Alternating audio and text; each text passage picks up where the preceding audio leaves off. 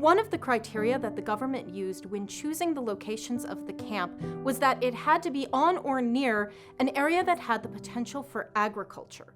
The idea was that the Japanese Americans would grow their own food and help to feed themselves rather than putting additional pressure on the Army's supply system at a time when there was a great deal of rationing and a war going on. The problem is, because most of the good land had been taken up during the push to settle the frontier, potential for agriculture did not mean agriculture ready. So each of the areas where the camps were located, well, there was a reason that they weren't settled to begin with. In the case of Heart Mountain, a major problem was water.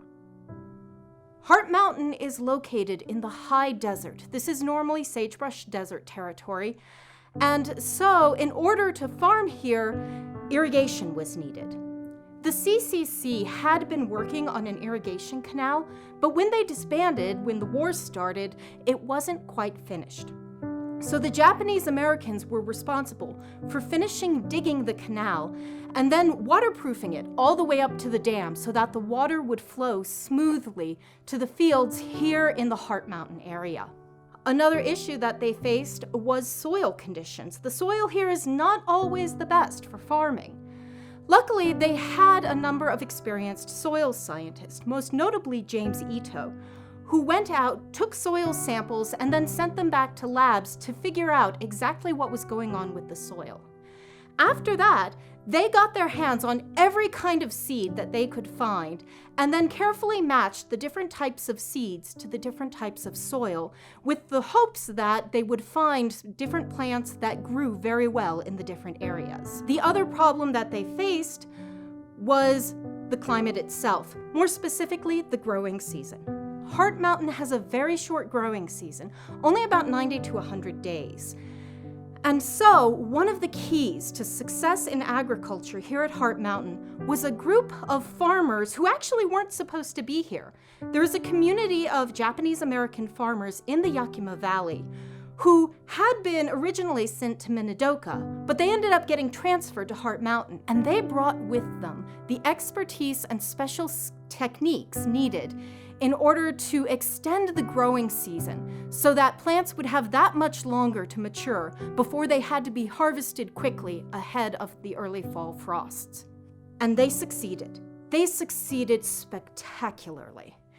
In fact, they succeeded so well that the small cellar that the Army had built as part of the camp was nowhere near big enough.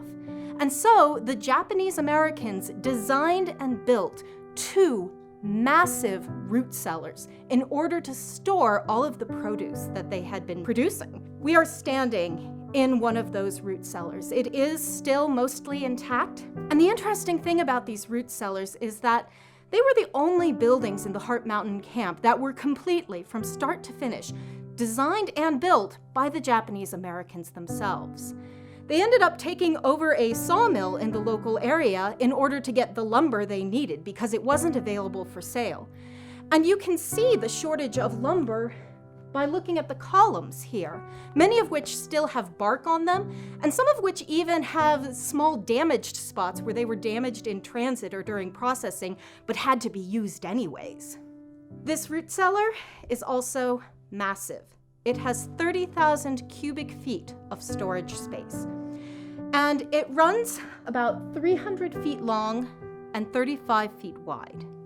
In fact, it was designed so that this central corridor where I'm standing, so that you could drive a truck into the entrance of it, drive it straight down, drop off your cargo, and then drive the truck out the other end. There was another root cellar. Unfortunately, that one collapsed in the 1950s, but this one is still standing.